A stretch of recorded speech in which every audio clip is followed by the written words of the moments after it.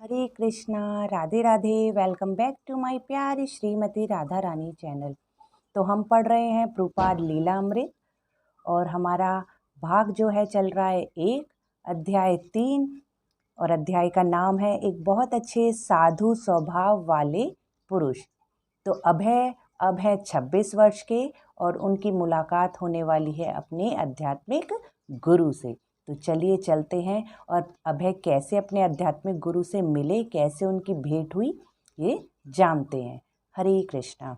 नमः ओम विष्णुपदाय कृष्ण पृष्ठाय भूतले श्रीमते भक्ति वेदांत स्वामी निति नामिने नमस्ते सारस्वती देवे गौरवाणी प्रचारिणे निर्विशेष शून्यवादी पाश्चात्य देश तारिणे। हरे कृष्णा। अभय के मित्र जो थे नरेंद्र नाथ मलिक आग्रह कर रहे थे अभय से। वे चाहते थे कि अभय मायापुर से आए हुए साधु से मिले।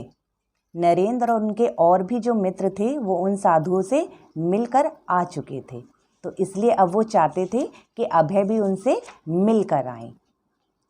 अब नरेंद्र उन्हें खींच रहे थे बाहें पकड़ के कि आओ मैं तुम्हें एक साधु से मिलवा कर आता हूँ, जो श्री चैतन्य महाप्रभु के आंदोलन के प्रमुख प्रचारक हैं।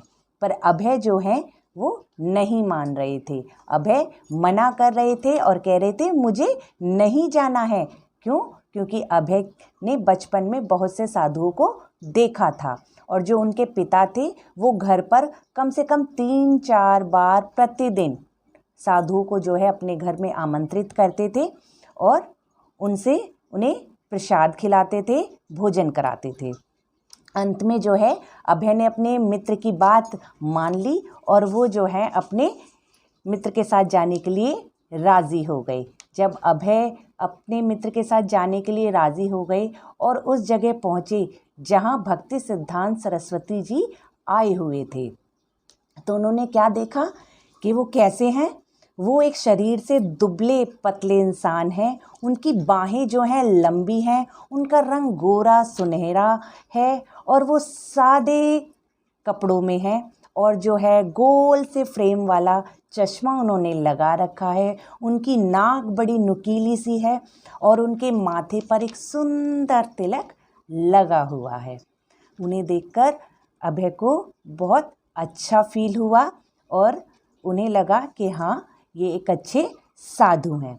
उनसे जब अभय उनकी बातें सुन रहे थे, जिस पर वो व्याख्यान दे रहे थे, तो अंत में जो है अभय ने उनसे प्रश्न किया और कहा कि अंग्रेजी शासन के अधीन रहते हुए आपके चैतन्य महाप्रभु के संदेश को कौन सुनेगा? शील भक्ति सिद्धांत महाराज ने गंभीर स्वर में उत्तर दिया, मनुष्यकृत कोई भी राजनीतिक व्यवस्था मानवता की वास्तव में सहायता नहीं कर सकती। वास्तविक कल्याण कार्य का उद्देश्य, चाहे वह व्यक्तिगत हो, सामाजिक हो या राजनीतिक हो, मनुष्य को अगले जीवन के लिए तैयार करना और श्री भगवान के साथ उसके शाश्वत संबंध को पुनः स्थापित करना होना चाहिए। और फिर जो उनके जो गुरु हैं उन्होंने क्या कहा कि आप शिक्षित नवयुवक हैं, आप श्री चैतन्य महाप्रभु के उद्देश्यों का प्रचार विश्व भर में क्यों नहीं करते? जब उन्होंने ऐसा कहा उनसे, तो अभय को लगा कि मैं तो फर्स्ट टाइम आया हूँ यहाँ और ये मुझसे ऐसी बातें कह रहे हैं। जब व्याख्यान ख़त्म हो गया, प्रश्न उत्तर ख़त्म हो गए, तो अभय और उनके जो मित्र थे वो वापस आ गए। और जब रास्ते में अभय के मित्र नरेंद्र ने पूछा कि तुम्हें कैसा लगा उनसे मिलकर, तो अभय ने जवाब दिया कि मुझे उनसे मिलकर बहुत अच्छा लगा और ऐसा लग रहा है कि मानो मुझे अपने जो हैं आध्यात्मिक गुरु मिल गए हों। तो ये थी उनसे उनकी प्यारी सी भेंट। तो चलिए अब करते हैं कुछ चर्चाएं घटना पे, जो यहाँ पर इस अध्याय में घटनाएं घटी हैं। जैसा कि इस अध्याय में भक्ति सिद्धांत सरस्वती ठाकुर जी की भी बारे में बताया गया है, तो एक छोटी सी घटना तो उनके भी है, तो वो सबसे पहले डिस्कस कर लेते हैं हम। जब क्या कहते हैं भक्ति सिद्धांत सरस्वती ठाकुर जी छोटे से थे, तो वो राधा रानी और कृष्ण के भक्त तो थे ही, लेकिन उनकी उम्र ज़्यादा नहीं थी, वो 4-5 साल के थे। तो उनके पिता आम लेकर आए हुए थे, और जब वो आम उन्होंने खाया तो उनके पिता ने कहा कि पहले भगवान को भोग लगना था और फिर ये आपको खाना था, ऐसे नहीं तो खाने से अपराध लगता है। इतना सुनकर भक्ति सिद्धांत सरस्वती ठाकुर जी जो हैं, इतनी छोटी उम्र में भी उन्होंने इस बात को अपने दिल से मानी, और उन्होंने मन ही मन ये धारणा करी कि मैंने ये बहुत बड़ा अपराध किया है कि बिना राधा कृष्ण को भोग लगाए हुए मैंने ये आम खा लिया है। उस दिन के बाद सरस्वती ठाकुर जी ने वो आम कभी भी नहीं चखे और ना ही खाए। तो ये थी इस अध्याय की पहली घटना जो मैंने आपको बताई है। और दूसरी घटना ये है कि अभय की, कि जब अभय मुंबई गए हुए थे अपने कारोबार के लिए, उनका वहाँ आना जाना लगा रहता था। तो जो उनके पिता हैं, उनकी बहुत ही ज़्यादा तबीयत खराब हो गई और वो अभय को याद करने लगे।